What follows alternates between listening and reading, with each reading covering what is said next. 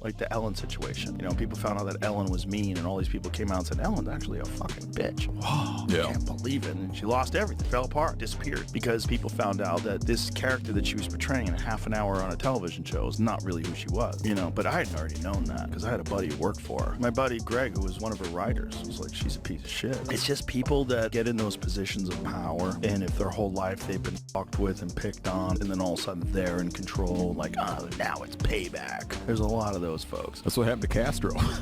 And yes, now alongside Diddy, someone else is in serious trouble. And surprisingly, it's his longtime friend Ellen DeGeneres. Joe Rogan brought her name up on live TV, and Megyn Kelly didn't hold back either. Were those cheerful charity events more than they seemed? Did Ellen know what was happening behind the scenes? And why are so many former staffers suddenly staying silent? Once seen as untouchable, Ellen is now caught in the storm, and this time it's not so easy to smile through. Let's break down every detail of this new drama. Joe Rogan is a pretty controversial figure, and even before all this Diddy mess blew up, he had been exposing countless A-listers like there's no tomorrow. I mean, the guy is known for his no-nonsense approach and off-the-cuff honesty. Recently delivered one of his most pointed criticisms yet, this time aimed squarely, though not explicitly, at Ellen DeGeneres. He began by speaking broadly about figures in Hollywood who build entire careers on carefully managed public personas, projecting kindness and warmth while allegedly fostering something much darker behind the scenes. Rogan laid out the idea that certain celebrities, especially those who control their own platforms, are capable of creating what he called a sanitized kingdom, a perfectly lit, perfectly worded space where only the narrative they choose is allowed to exist. In this version of power, there are no opposing voices, no confrontation, and absolutely no truth unless it's been filtered, polished, and rehearsed. It was clear when he named Ellen, who was beloved for years, but later faced internal backlash for what former staffers described as a toxic environment. It's so weird when you see, like, a lot of people saying that someone who seems so nice is not nice at all. She doesn't seem nice, but that's people have a very poor judge of character. She doesn't seem nice. It seems forced. People that are like that all the time, she doesn't seem nice. It's very forced. And whatever, you're allowed to be a bitch, right? You're allowed to be a bitch. You're allowed to be nasty to people. You're accomplished. You're a comedian. You did the whole thing. What you're not allowed to do is have a Guantanamo Bay situation in the backstage of your show where everybody's walking around afraid for their life, and it's like Abu Ghraib where they're hooked up to wires and they Dogs have like around them. Yeah, she's got dogs and hoods. If an intern's late, they have a hood on. I don't support that. Rogan didn't need to say Ellen's name. Anyone familiar with the industry understood who he meant. What made his comments more impactful was the way he dissected the disconnect between public image and private behavior. He questioned how someone could be globally branded as a symbol of kindness while allegedly mistreating the very people responsible for keeping that brand running. To him, that wasn't just hypocrisy, it was performance art at a high level. And it worked for years. The smiles, the laughter, the dancing, it was all part of what he viewed as a crafted persona designed to distract the public from what was really going on behind the camera. If enough people are too scared to speak out, or if the machine is big enough to crush criticism before it spreads, then the illusion holds. But he warned that when that illusion cracks, what comes out isn't just scandal, it's decades of manipulation unraveling all at once. And even called Ellen a monster. The character that she was portraying in a half an hour on a television show is not really who she was. I had a buddy who worked for her, and he was like, she's a monster. Now, when it comes to Megyn Kelly, she has never been one to hold back her opinions, especially when it comes to public figures she believes are hiding behind carefully curated images. But few expected her to speak so openly and so personally about Ellen DeGeneres. In a recent segment, Kelly made a brief, almost throwaway remark that hinted at something deeper than professional distance. She said she had her own run-ins with Ellen and suggested that the public's perception of the talk show host doesn't line up with the reality behind closed doors. That single comment has now opened the door to a story that's long been buried, a hidden history between two media powerhouses. What most people don't realize is that Megyn and Ellen's paths have crossed more times than the public ever saw. Back in the early 2010s, when Kelly was still climbing the ranks at Fox News and Ellen was at the height of her talk show reign, the two were reportedly set to collaborate on a primetime special. The concept was a panel-style event bringing together voices from across the media spectrum to discuss politics, culture, and representation in entertainment. According to a producer who worked on the early planning stages, Ellen insisted Megyn be removed from the guest list before things went public. That move blindsided Kelly, who at the time was already navigating controversy for her comments on air. Sources close to her said she felt professionally humiliated and personally betrayed. Though she never addressed the incident publicly, it's believed that this was the beginning of a long-standing quiet tension between the two. From that point on, Kelly reportedly refused any appearances related to Ellen's brand or affiliates, even when it would have benefited her professionally. Years later, in 2018, when Megyn was hosting her own morning show on NBC, her team once again pitched a crossover interview involving Ellen, this time with Kelly as the interviewer. Ellen's camp declined. Not only that, but Ellen allegedly blocked one of her own celebrity guests from appearing on Megyn's show, citing brand conflict. According to someone involved with the booking process, Ellen had enough influence with NBC at the time to quietly kill segments without explanation. For Kelly, this wasn't just a snub, it was sabotage. These behind-the-scenes battles were never made public, until now. Kelly, who has since become independent of major networks, seems more comfortable speaking freely. And she's finally started to hint at the real power dynamics that played out in the shadows of daytime TV.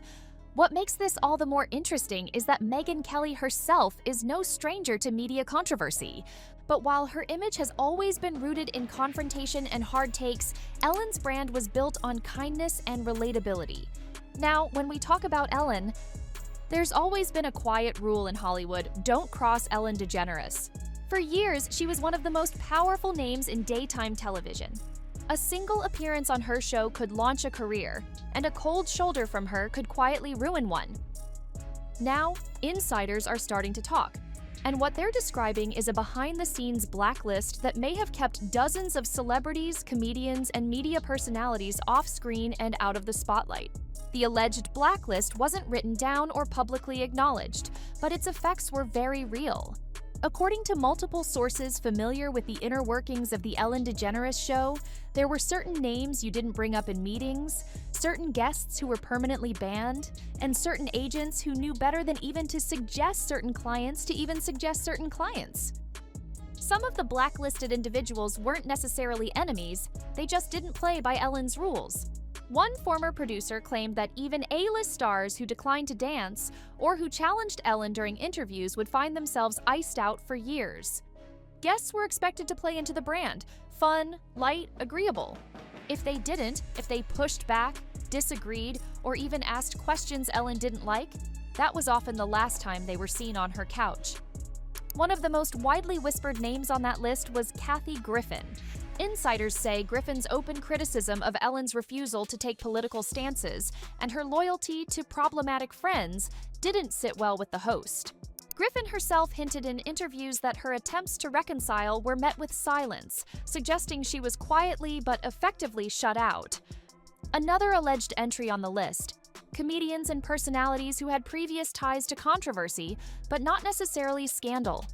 Rogan-style comics, rising YouTubers, or outspoken political figures were reportedly passed over not because of public backlash, but because they didn't fit Ellen's sanitized image.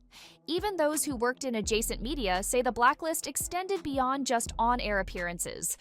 This producer who worked with her takes issue with how she's addressing allegations that there was a toxic work environment at her legendary talk show. The essence of the special really was totally a lie. Hedda Muscat says Ellen's special hits all the wrong notes. I felt Ellen was not taking responsibility at all. She was sugarcoating it. The Ellen DeGeneres show went off the air after 19 seasons in May 2022, mired in controversy, including allegations of racism and sexual misconduct.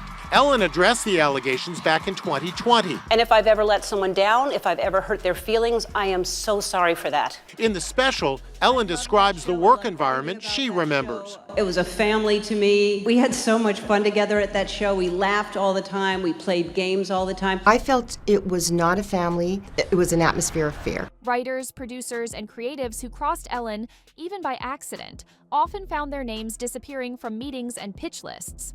Perhaps most shocking are the stories of staff who ended up on the wrong side of Ellen's favor. According to sources, internal blacklisting was just as ruthless. Staff who spoke out, even about minor issues like overtime or guest prep, were allegedly reassigned, demoted, or fired without a clear explanation. One former staffer said, "You didn't have to be loud to get blacklisted. You just had to not laugh hard enough at the right time." Now, when it comes to Ellen's connection, one of the bigger names that's being brought up is Donald Trump. Yes, even though they've had their ups and downs, their names are now showing up together in legal documents connected to the big Diddy investigation that's shaking both Hollywood and Washington. At first, this case was mainly about Diddy and his business deals. But as the investigation expanded, law enforcement began to uncover links to several high-profile people. Two surprising names that came up repeatedly were Ellen DeGeneres and Donald Trump. While they're very different public figures, both are now being looked at for their roles in possible money movement and connections to events that may have been used to hide illegal funds. Ellen's part in all this isn't just about her name appearing here and there. Authorities are looking closely at certain celebrity charity events and private gatherings she helped organize over the years. These events on the surface looked like joyful celebrations or fundraisers, but some investigators believe they may have secretly been used to move large amounts of questionable money through companies tied to Diddy. The concern is that these gatherings provided cover for backdoor business dealings. Ellen has always been seen as the cheerful, kind daytime host, but some recent claims suggest she may have known more than she let on, or at least chose not to ask too many questions. People close to the situation have hinted that red flags were ignored and that her team may have helped keep certain things quiet to protect the show's image. Trump's involvement is a bit more connected to the business side. Some of the real estate properties he owns were allegedly rented out at unusually high prices to people in Diddy's circle. These deals, investigators believe, may have been part of an effort to clean dirty money. On top of that, some donations to Trump's political fundraisers are now being traced back to shell companies that may have had links to the same questionable networks. What's most surprising is that despite their public falling out, reports now say that behind closed doors, Ellen's and Trump's teams may have actually coordinated in the early days of the investigation. The goal, sources say, was to make sure certain names stayed out of the headlines and to settle things before they got worse quietly, to quietly settle things before they got worse. This strange and unlikely partnership between a talk show icon and a former president has left people stunned. Their history makes this even more bizarre. Ellen and Trump were not exactly friendly in recent years. In fact, after Trump won the election, Ellen reportedly moved part-time to the UK, saying she didn't feel supported by his policies. She made it clear on her show that she didn't back him and took a strong public stance against many of his decisions. The tension between them became more visible when Megyn Kelly came on Ellen's show and voiced support for Trump during his campaign. Ellen didn't hold back. She was openly critical and made it clear she didn't support Trump in any way, making that episode one of the more awkward and talked about interviews on her show. So now, seeing their names tied together in the same scandal is not only surprising, it's confusing for fans who remember how clearly she distanced herself from Trump. But scandals don't always follow party lines or personal feelings. In this case, money, power, and reputation may have pushed them into quiet cooperation. The fallout is already serious. Ellen, who was already trying to repair her image after the 2020 workplace scandal, now faces fresh criticism. Now, as this is a high-profile investigation going on involving such big names, a new layer of mystery and intrigue has come to light. One that pulls back the curtain on Hollywood's most closely guarded secrets. Central to this unfolding drama are the hidden non-disclosure agreements, NDAs, and secret deals that studios and celebrities have used for years to keep damaging information out of the public eye. NDAs have long been a staple of the entertainment industry. Their contracts are designed to protect sensitive information, trade secrets, and private dealings from leaking to the press or competitors. But in recent weeks, whistleblowers and insiders have revealed how these agreements may have been abused, not just to protect normal business information, but to silence victims, hide misconduct, and cover up criminal activities. In the case of Ellen DeGeneres, sources suggest that NDAs played a critical role in maintaining the perfect kindness image she cultivated over the decades. Former employees who spoke anonymously say that when they tried to raise concerns about toxic workplace behavior or questionable practices around high-profile events, they were met with strict legal barriers. These NDAs prevented them from speaking out publicly or sharing details with the media, effectively locking away troubling truths. What's more, several studio executives who worked closely with Ellen reportedly pushed for these NDAs to be signed quickly and without negotiation, using the power and prestige of the production company to intimidate employees into silence. I was a producer on the Ellen DeGeneres show, won 4 Emmys, and would give them all back to have that time in my life back. I had an NDA where I couldn't talk about her. And then now that she fled to England, which to me, like, the deportation thing is starting out on the right foot. And I think she wanted to move to a country, England, where being called the C word is kind of like a good thing. Yeah. Oh, yeah. Because you kind of blend in a little bit. Yeah. It's not as harsh. Yeah. So I'm beginning to talk about it because I think it's okay. I don't know. I think it is. Love it. She dipped, man. I'll tell you this story though. When it was St. Patrick's Day, they would come to me and they would make me do this bit with her where they got me a leprechaun outfit. Okay. And I'm a grown man with kids. This pattern of aggressive secrecy has left many wondering just how much has been hidden from public view, not only in Ellen's case, but across the industry. The use of NDAs is not limited to Ellen's circle. In the broader scandal involving Donald Trump and Diddy, legal documents obtained by investigative reporters reveal that numerous hush agreements were signed to keep key witnesses quiet. These agreements, often tied to large sums of money or promises of career support, effectively sealed lips and prevented vital information from reaching authorities sooner. What makes this all the more alarming is the apparent coordination between influential figures and powerful studios to create an environment where accountability is difficult to achieve. When I was a resident, I had a viral moment of fame. It was like, check out this hot doctor and his husky. No way. That was the name of the article, yeah. Wow. It was the time where a lot of people were going viral for their looks. There was the Target, the weather person. So BuzzFeed wrote it, trending #1 on BuzzFeed. That next week, Ellen DeGeneres is calling, Steve Harvey's calling. Everyone's arguing to have you on their show because you're like the it thing. And then I said, you know what? I'll do Ellen DeGeneres show. The day before, they cancel on me and they say, hey, Hillary Clinton is announcing her run for presidency. And the other guests are Jimmy Kimmel and Pink. We're now bumping them. We're bumping you. So I'm like, no problem. I'll call Steve Harvey back or all these other shows and do them. I called and they're like, oh, no, you're last week's news. We don't care about you anymore. No. You're old news now. So I said, cool, I'll start a YouTube channel. All from the BuzzFeed article that was written that prompted it. According to insiders, NDAs were sometimes part of wider deals that involved lawyers, PR firms, and even security personnel, all working to contain any damage that could threaten reputations and business interests. Leaked emails and documents suggest that these arrangements were not only about protecting individuals, but also about preserving lucrative partnerships and advertising deals. For example, certain charity events connected to Ellen were carefully scripted and controlled to maintain appearances, with NDAs preventing anyone involved from revealing discrepancies or illegal activity. This level of control points to a highly organized effort to keep the public focused on the kindness narrative rather than uncomfortable realities. It may be the most outrageous allegation about Ellen yet. This former waitress claims after she served the talk show host Sunday brunch, Ellen sent an email to her boss complaining about, of all things, her nail polish being chipped. As the waitress tells Jim Murray, she still can't believe it. This former waitress claims she was threatened with a 2-week suspension after Ellen DeGeneres complained about, of all things, her chipped fingernail polish. I remember just being like, really?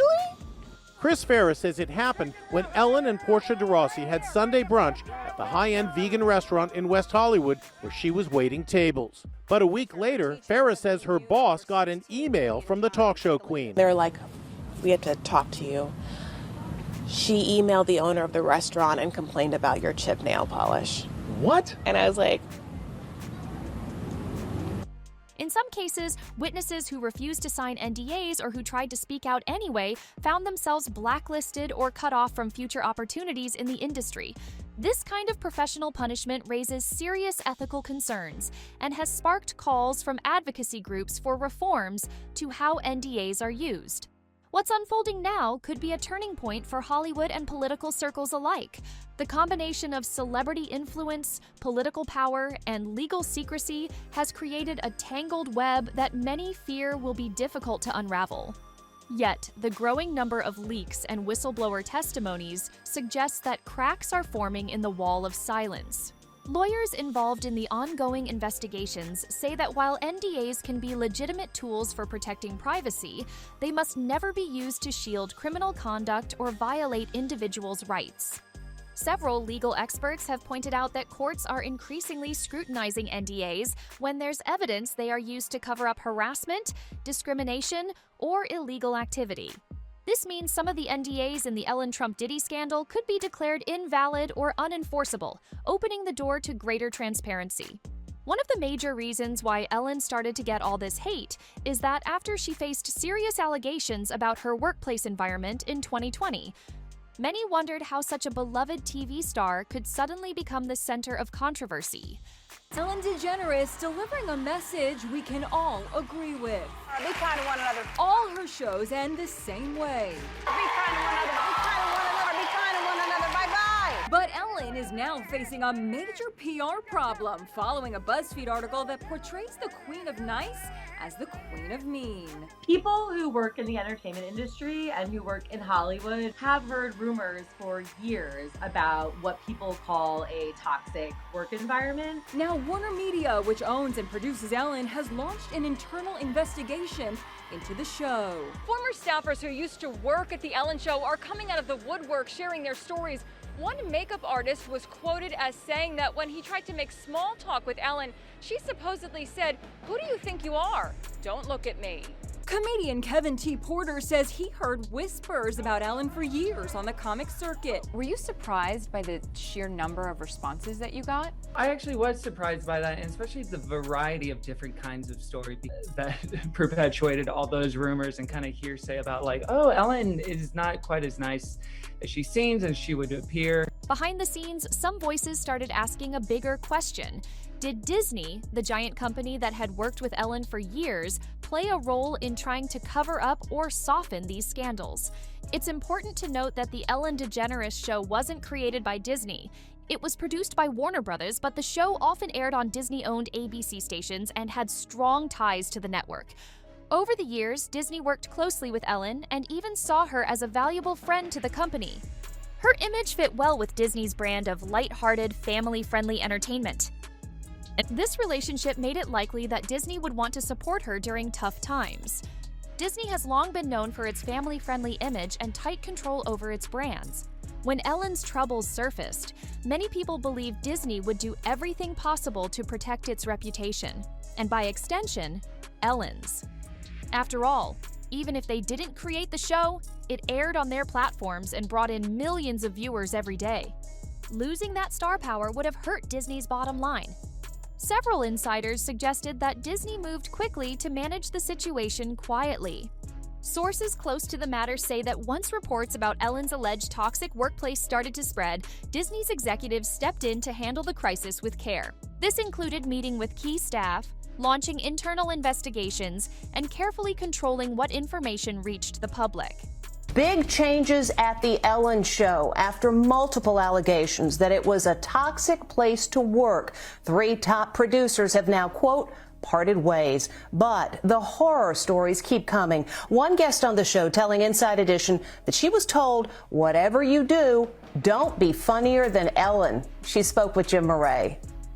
I need Dana DiMatteo. This audience member on The Ellen Show is now revealing how she went from thrilled to getting really upset. You just expect a lot when you go to meet like your idol, and then when you get disappointed, it's like such a letdown. In 2018, Dana DiMatteo flew from Chicago to Los Angeles and was delighted to be picked out of the audience to have some fun with Ellen. But then she says she was shocked when she was briefed on the comedy bit by the producers. They tell you, you know, you can't be smarter, funnier than Ellen. She's the comedian and the star, not you. Ellen's motto is be kind. Be kind to one another. But Dana says Ellen was actually the opposite on the day she visited. But critics argue that Disney's actions went beyond damage control. Some believe the company actively worked to suppress negative stories and protect Ellen's image.